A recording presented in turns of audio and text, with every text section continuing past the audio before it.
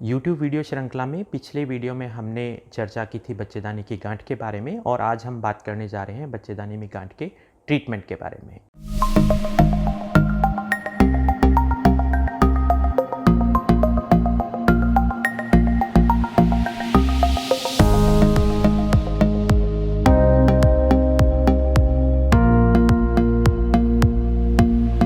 Hello everyone, my self doctor Rajendra Bansal.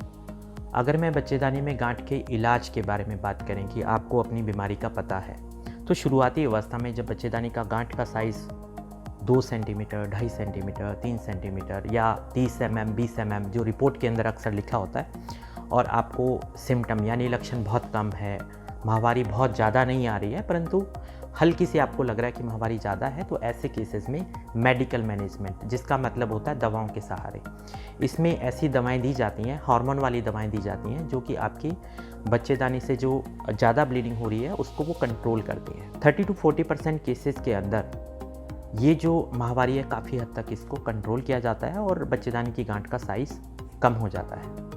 परंतु 50% cases ऐसे होते हैं कि जिसमें पहले से ही बच्चेदानी की गांठ का साइज़ ज़्यादा है या महिला को जो ब्लीडिंग वाला कंपोनेंट है वो बहुत ज़्यादा है या उसके लक्षण यूँ कहीं बहुत ज़्यादा है और दवाओं के सहारे उनको आराम नहीं मिल रहा, तो ऐसे केसेस में हमें एक ऐसे ट्रीटमेंट की आवश्यकता होती है जिससे इस बीमारी से पूर्ण रूप से हमें निजात मिले। तो इसका जो सबसे पुराना ट्रीटमेंट था वो था बच्चेदानी को निकाल देना। इसमें करते क्या थे, इसमें पुराने तरीके से पेट के अंदर चीरा लगा के पूरी बच्चेदानी को बाहर निकाल दिया जाता था और बहुत पुराने ज़माने में तो बच्चेदानी के साथ साथ में अंडकोश को भी निकाल दिया जाता था, परंतु अंडकोश को निकालने के साइड इफ़ेक्ट होते थे। फिर एक नया कॉन्सेप्ट आया, ओवेरियन प्रिजर्विंग सर्जरी, यानी कि अंडकोश को बचाना है और सिर्फ बच्चेदानी को निकालना है।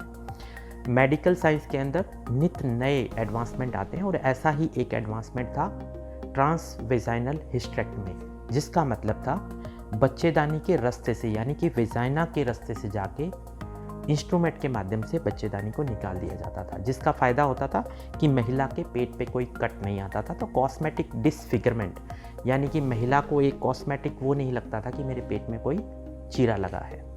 फिर जैसे जैसे एडवांसमेंट आया तो एक और नया ट्रीटमेंट आया जिसमें था लेप्रोस्कोपिक मायोमेक्टमी, जिसका मतलब है कि आप बच्चेदानी को नहीं निकाल रहे, आप सिर्फ बच्चेदानी के अंदर जो गांठ है उसको निकाल रहे हैं। ये बहुत ही आसान ट्रीटमेंट था और अक्सर 70 to 80% केसेस में लेप्रोस्कोपिक मायोमेक्टमी के द्वारा इलाज संभव है।